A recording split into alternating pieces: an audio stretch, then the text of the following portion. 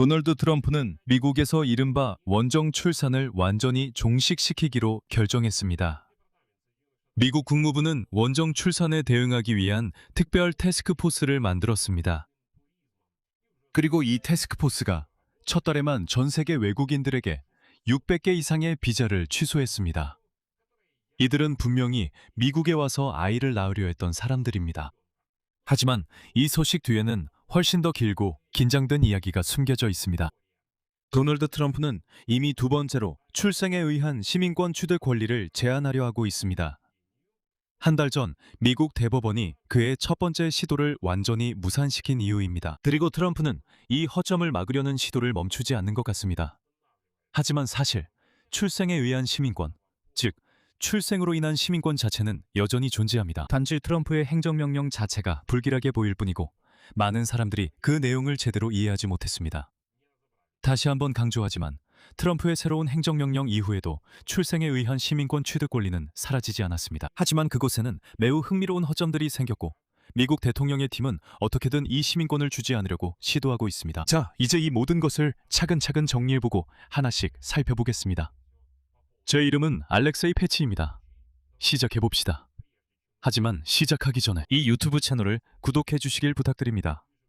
저희는 30만 구독자 달성을 향해 나아가고 있으니 여러분의 구독 하나하나에 정말 감사드립니다. 자, 이 주제에 대한 가장 최근의 발언부터 시작해 봅시다. 미국 국무장관 마르코 루비오가 이렇게 말했습니다. 인용하자면 태스크포스는 비자 소유자들의 신원 확인, 불법 출산 관광 네트워크 해체, 그리고 이 분야의 남용을 차단하는 일을 담당할 것입니다. 마르코 루비오는 미국 시민권은 팔 수 있는 것이 아니라고 말합니다. 하지만 복잡한 출산 관광 네트워크는 미국 법률을 악용해 이익을 얻고 있습니다. 투자자들과 외국인들에게 미국 비자 시스템을 속이는 방법을 가르치고 여행과 숙소를 조직합니다. 때로는 심지어 서류를 위조해서 외국인들이 자녀를 위해 시민권을 얻을 수 있도록 돕기도 합니다. 이 국무부는 원정 출산 네트워크를 해체하고 미국 시민권의 무결성을 보호하기 위해 모든 가능한 수단을 사용하고 있습니다. 그리고 더 힐의 보도에 따르면 국무부의 공식 성명도 매우 비슷하게 들립니다. 인용문입니다.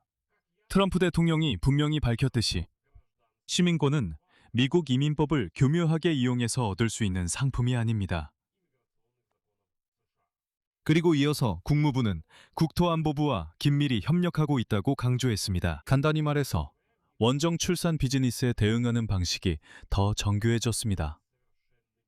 하지만 성급하게 결론을 내리지 마세요. 여기서 중요한 것은 국무부의 이른바 원정 출산 비즈니스 대응 태스크포스가 도대체 어디서 생겨났는지 이해하는 것입니다. 왜냐하면 배경을 모르면 이 이야기가 이해가 안 되기 때문이고 사실 이 이야기는 매우 흥미롭습니다. 그러니까 8월 6일에 도널드 트럼프가 두 개의 행정명령에 바로 서명했습니다. 이름은 다음과 같습니다. 첫 번째, 행정명령입니다. 미국 시민권의 의미와 가치를 계속해서 지키겠다는 내용입니다. 그리고 두 번째는 원정 출산을 중단하는 것입니다. 참고로 이게 그의 첫 번째 시도는 아닙니다. 딱 한 달 전인 2026년 6월 30일 미국 대법원은 트럼프 대 바버라 사건에서 미국 헌법이 미국 영토에서 태어난 아이들에게 시민권을 부여한다고 판결했습니다. 이것은 2025년 1월 도널드 트럼프의 첫 번째 행정명령이 완전히 무너진 것이었습니다. 그 행정명령은 합법적인 이민자들과 임시 신분을 가진 사람들의 모든 자녀에게서 시민권을 박탈하려는 시도였습니다. 그때는 실패했지만 도널드 트럼프는 포기하지 않았습니다. 두 번째 시도는 훨씬 더 신중했고 그래서 훨씬 더 흥미로웠습니다. 법률 전문가들에 따르면 미국 대통령의 새로운 행정명령은 출생에 의한 시민권 자체를 폐지하려는 것이 아닙니다. 대신 이 행정명령은 미국 땅에서 출산하기 위해 특별히 입국하는 사람들의 비자 절차를 겨냥하고 있습니다. 즉, 출생에 의한 시민권 자체는 그대로 두지만 미국에서 출산하려는 임산부, 여성들이 입국하지 못하도록 막으려는 시도입니다.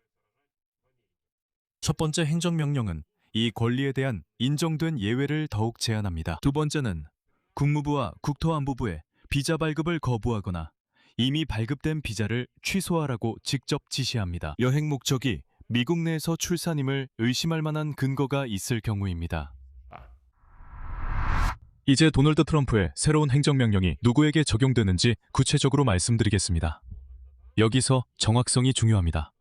왜냐하면 아시다시피 많은 언론의 초기 보도들은 많은 부분을 지나치게 단순화했기 때문입니다. 많은 부분을 그냥 넘어가서 마치 모든 것이 완전히 금지된 것처럼 보도됐습니다. 하지만 그렇지 않습니다. 자, 이제 자세히 알아봅시다. 이민 전문가들에 따르면 이 행정명령은 부모 중 어느 누구도 미국 시민이 아닐 때만 적용됩니다. 그리고 부모 중 한 명이라도 나열된 범주 가운데 하나에 해당하는 경우에만 적용됩니다. 이 점이 중요합니다. 이제부터 우리는 그 카테고리들을 자세히 살펴보겠습니다. 첫 번째 카테고리는 인용하자면 적성 외국인입니다. 그리고 이 카테고리는 좁게 정의됩니다. 이는 법적으로, 공식적으로 외국 테러 조직으로 인정된 단체의 구성원을 의미합니다. 또는 특별히 지정된 글로벌 테러리스트로 지정된 신분을 가진 사람입니다. 도널드 트럼프 행정부의 논리에 따르면 여기에 부모가 포함될 수 있습니다. 안티파나 트렌드 아라과 같은 단체와 연관된 부모들입니다. 그러니까 사람들이 어떤 식으로든 조금이라도 테러리스트 운동과 관련이 있다면, 혹은 미국에서 테러 단체로 인정된 운동과 관련이 있다면 그들은 그냥 나라에 들어올 수 없습니다. 끝입니다. 그리고 두 번째 범주는 미국에서 일하는 외국 정부 직원들입니다. 예를 들어 대사관과 영사관 직원들입니다. 이 부분이 정말 흥미로운 항목입니다.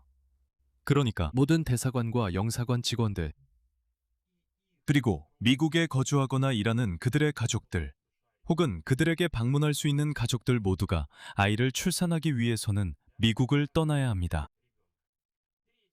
세 번째 범주는 가장 흥미로운데, 이 부분이 바로 대부분의 초기 평론가들이 놓친 디테일입니다.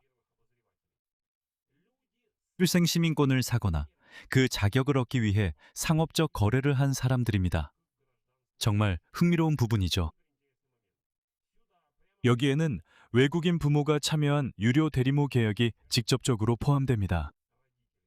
또한 이 명령은 연방법에 의해 시민권이 보장되지 않는 미국 영토에서 태어난 사람들의 시민권을 제한합니다. 예를 들어 미국령 사모아 같은 곳이죠. 이것은 트럼프 행정부 자체도 강조하는 중요한 단서입니다. F1 비자를 가진 일반 유학생들은, 일반 관광객들은 자녀의 출생에 따른 시민권 취득 권리를 그대로 유지합니다. 이것은 여러분이 이해하시다시피 2025년 1월의 명령보다 훨씬 더 범위가 좁습니다. 그리고 지금 당장 아무것도 변하지 않습니다. 오늘 미국에서 태어난 아이들은 여전히 현재 법에 따라 시민권을 받습니다. 소송이 진행되는 동안에는 변함이 없습니다. 각 기관은 적용에 관한 자세한 지침을 발표할 30일이 있습니다. 이제 이미 진행 중인 법적 싸움에 대해 이야기해 보겠습니다. 8월 11일 미국 시민자유연합 ACLU는 한 달 전 트럼프를 상대로 대법원에서 승소한 바로 그 단체인데, 이번에는 새로운 명령들에도 이의를 제기했습니다. 이것은 새로운 소송이 아니라 같은 뉴햄프셔 연방법원에 제출된 신청서로 이미 이전 집단 소송에 대해 판결을 내린 판사에게 요청하는 것입니다. 정부가 그 집단 소송의 구성원들의 시민권을 어떤 새로운 명령으로도 박탈할 수 없다는 것을 명확히 확인해달라는 요청입니다. 흥미롭게도 이민정책 분석가들은 트럼프의 새로운 명령들이 한 달 전 대법원의 판결을 노골적으로 무시한 것이라고 지적합니다. 따라서 대법원은 자신의 이전 판결이 이행되도록 매우 신속하게 개입해야 한다고 합니다. 또한 이 트럼프식 구조 전체의 약점을 보여주는 법적 분석도 있습니다. 예를 들어 더 뉴 리퍼블릭이라는 매체는 단체를 외국 테러 조직으로 지정하는 것은 의회의 법률과 행정부의 결정의 결과라고 지적합니다. 그리고 이러한 단체의 구성원들은 분명히 미국의 관할권에 속하며, 예를 들어 그들은 정기적으로 미국 법원에서 재판을 받습니다. 즉, 이러한 단체 구성원의 자녀를 시민권에서 제외하는 논리 자체가 논리적으로 논란의 여지가 있습니다. 왜일까요? 만약 부모가 미국 법원의 재판을 받는다면 그는 미국의 관할권에 속한다는 뜻입니다. 그리고 바로 이 조건이 시민권 도여를 위해 수정헌법 제14조 이 요구하는 것입니다. 이해하셨나요?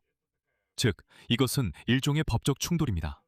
만약 어떤 사람이 미국의 관할권에 속한다면 그렇다면 그의 자녀도 역시 그 관할권에 속하게 되고 미국 시민권을 받아야 한다는 뜻입니다. 결론적으로 오늘 나온 국무부 실무그룹과 600개의 비자 취소에 관한 뉴스는 사실상 훨씬 더 대규모이고 이미 법원에서 2차례 패배한 도널드 트럼프의 출생에 의한 시민권 반대 캠페인의 빙산의 일각에 불과합니다. 그의 첫 번째 시도는 2025년 1월에 있었고 올해 6월에 대법원에서 완전히 기각되었습니다. 두 번째 시도는 훨씬 더 좁은 범위이면서도 법적으로 정교한 시도였습니다. 바로 지금 이루어진 이 두 번째 시도는 불과 며칠 만에 첫 번째 소송에서 승소했던 같은 단체로부터 또다시 소송을 당하게 되었습니다. 그리고 마크 루비오가 언급한 국무부의 새로운 실무그룹은 사실상 바로 이 두 번째 시도를 위한 집행 도구와도 같습니다. 즉, 시민권 문제로 소송이 진행되는 동안 해당 기관은 동시에 비자 문제를 건드리며 입국 허가를 거부하거나 취소하는 조치를 소송 결과가 나오기도 전에 취하고 있습니다. 아이가 미국 땅에서 태어나기도 전에 말이죠. 여러분, 댓글로 여러분의 생각을 남겨주세요. 여러분은 미국에서의 원정 출산에 대해 어떻게 생각하시나요? 여러분은 다른 나라의 일부 시민들이 미국 법을 얼마나 악용하고 심지어 남용한다고 생각하시나요? 이른바 원정 출산에 대한 여러분의 생각을 꼭 이 영상의 댓글에 남겨주세요. 채널을 구독하고 좋아요를 누르고 알림 설정도 해주시면 새로운 영상이 올라올 때 놓치지 않을 수 있습니다. 오늘은 여기까지입니다. 건강 조심하시고 모두 안녕히 계세요.